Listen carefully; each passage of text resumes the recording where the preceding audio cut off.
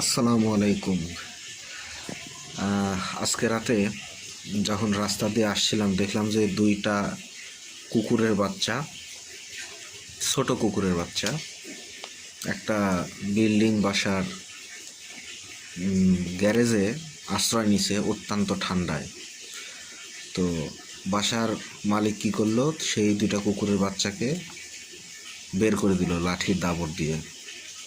তো এরপরে যখন বাচ্চা দুটো বের হয়ে গেল গেট থেকে, তখন ওর মা, ওই কুকুরের বাচ্চা দুটোর মা দৌড়ায় আসলো।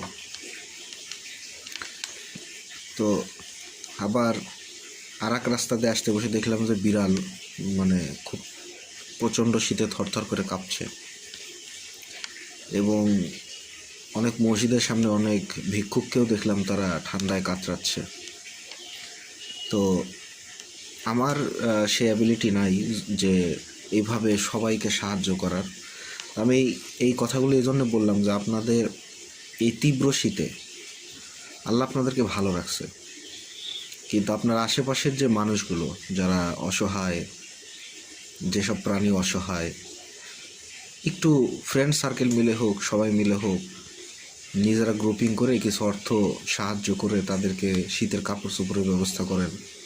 প্রাণীদেরকে একটু বাসায় ঠাঁই দেন, তাদেরকে এইভাবে দূর দূর করে বের করে দিয়েন না।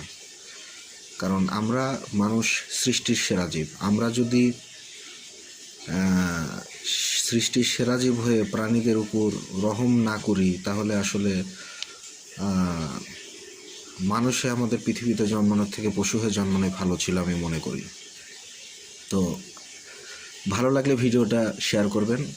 লাইক সাবস্ক্রাইবের দরকার নাই আমার ভিডিওটা শেয়ার করবেন যাতে উপকার হয়, এই ঠান্ডা শীতের মধ্যে মানুষের একটু উপকার হয়, এবং আমার এই ভিডিওর মাধ্যমে যেন মানুষ সচেতন হয়। ধন্যবাদ। আসসালামু আলাইকুম ওয়া রাহমাতুল্লাহ।